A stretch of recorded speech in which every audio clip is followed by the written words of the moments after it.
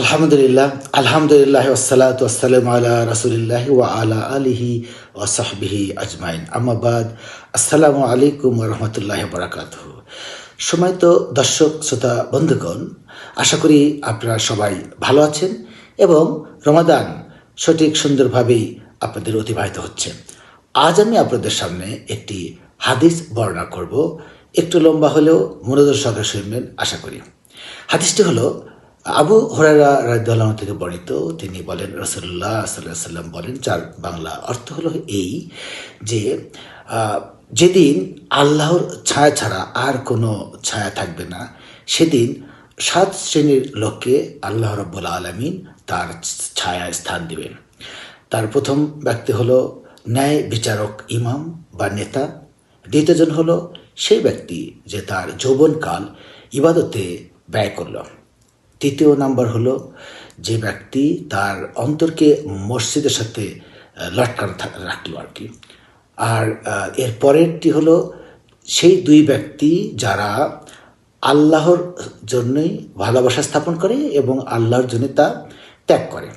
5 number হলো সেই ব্যক্তি যাকে কোনো সুন্দরী প্রভাবশালী নারী তাকে ব্যভিচারে লিপ্ত হওয়ার জন্য আহ্বান করলো এবং সে বলল, আমি আল্লাহকে ভয় করি। 6 নাম্বার সেই ব্যক্তি যে গোপনে দান করলো, এমনকি তার ডান হাত জাগলো যে বাম হাত দেশে কি ব্যয় করেছে বা খরচ করেছে। এবং শেষের 7 নাম্বার হলো সেই ব্যক্তি যে একান্তভাবে আল্লাহকে স্মরণ করে তার দু চোখ দিয়ে অশ্রু প্রবাহিত করলো। এই হলো হাদিসের বর্ণনা। তো দর্শক শ্রোতা দেখুন, আমরা এই রমজান মাসে যেভাবে কাটাচ্ছি, আমরা এই 7টি গুণের অধিকারী যদি হতে পারি, তাহলে কি আমাদের আর জান্নাতে যাওয়ার পথ রুদ্ধ হবে? নিশ্চয় হবে না। এবং আমি এর আগের আলোচনায় বলেছিলাম যে ইনশাআল্লাহ এই রোজাতেই আপনাদের সামনে জান্নাত এবং জাহান্নামের সংক্ষিপ্ত বর্ণনা করব। তা আজকে যদি আমরা এই হাদিসটি একটু পর্যালোচনা করি, তাহলে আমরা দেখব যে জান্নাতের পথ কত সুগম।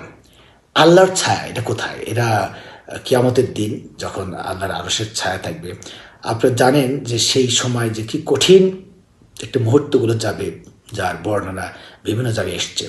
সেটা হলো এই অত্যন্ত কঠিন সময় থাকবে, অত্যন্ত গরম থাকবে, নিজের ঘামে মানে মানে মানে সাগর হয়ে যাবে, এ অনেক বর্ণনা আছে।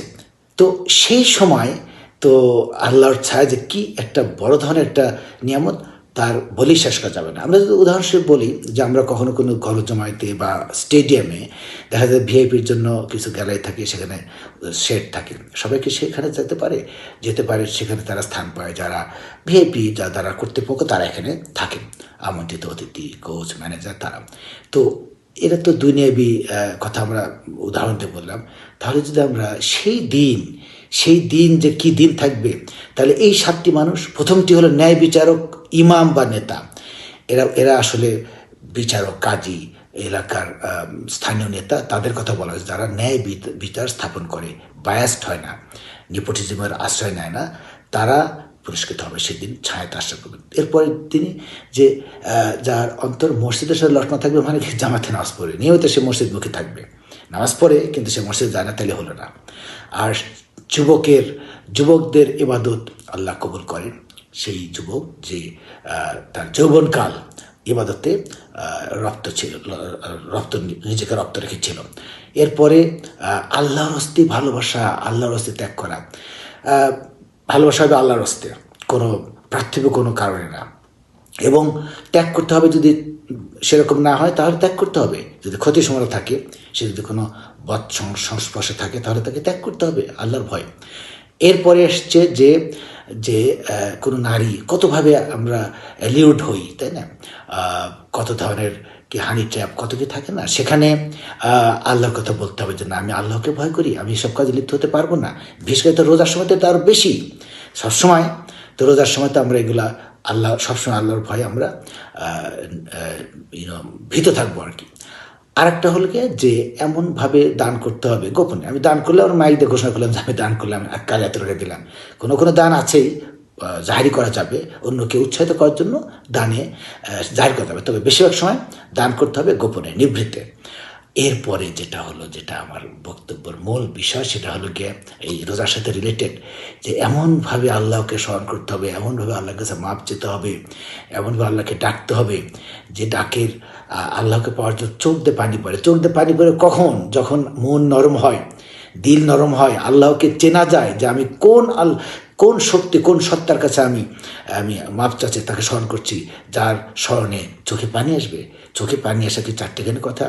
আমরা তো কতভাবেই যারা মিডিয়াতে কাজ করেন তারা তো চোখে পানার জন্য, বা যারা মানে মানে লোক দেখানো কান্না করেন, তারা তো পান্না করার অনেক পথ তারা বেছে নেন কেমিক্যালস দিয়ে।